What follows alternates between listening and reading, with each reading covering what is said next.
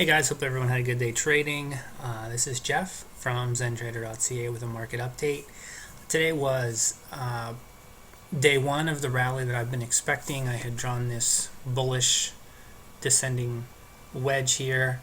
I was seeing some positive divergence with the RSI on, I don't even remember what chart it was I posted on Twitter last night, but also the video that I did the other day, I was expecting a rally back to kind of like seal the deal for this bearish downturn that we've got. We generally get one good rally back, and I think today was the start of it. I think we're going to go a little bit higher. I think we're going to probably end up topping around 30.75. There's a number of reasons here that lead me to believe that this is going to, there's some resistance here, some support here. Support turns into resistance. And I also just think that, lots of times that the markets overshoot the mark. And, maybe we get a nice rally with the jobs numbers tomorrow, get everyone into a false sense of security that all is well. And then next week, the uncertainty with the elections come back into play. I could paint the picture. I could take the news and fit it in this nice little picture, but the bottom line is my long-term timing signal is bearish. We did get. Well, let me just go through the charts here. Here we've got the. This is the area where I had deemed as resistance, but I actually think we're going to go a little bit higher than that. It's possible that maybe I should have drawn this long-term trend line up a little bit more.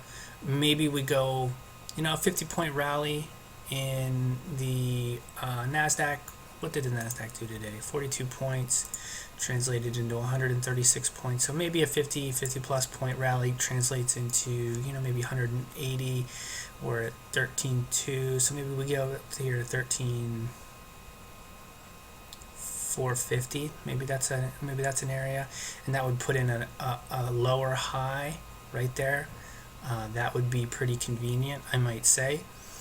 So volume was decent today. So that's pretty much what I'm looking at right now. We did get the really short-term chart that I like to use here is the NASDAQ 3-line break. But look what happened last time. It just basically had a pop up and roll over. I think we're going to put in another lower high here. The TSX, I think the TXX is pretty much at a top. I personally shorted some near the end of the day. My timing signal had gone negative. I sent out an alert to those of you on my free newsletter. If you're interested in getting that, you can just go to zentrader.net and sign up there, or you can sign up through the main page. Volume is really nothing to write home about. We've got some pretty significant negative divergence here. So we had a high here on the TSX in September. We've kind of just, some people might view this as constructive. We've kind of just, we've based. But the fact that we're back to previous highs and we have negative divergence here on the RSI, that's a big warning sign to me. And this I think this is going to act as significant support.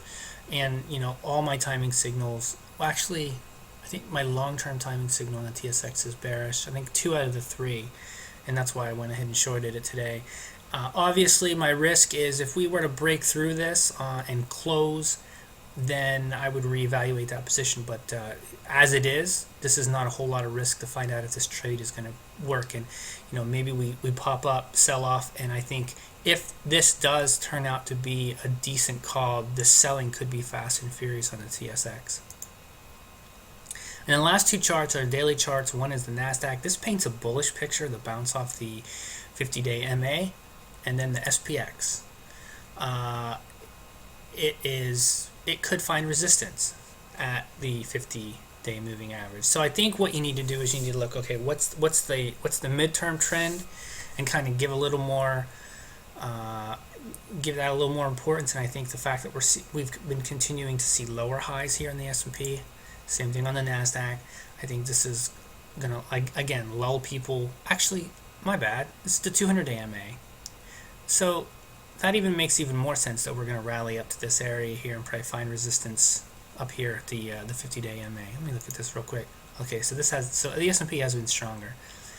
Okay, sorry about that, guys, but I think you've got enough charts here to kind of paint a picture of where I stand. Have a good night.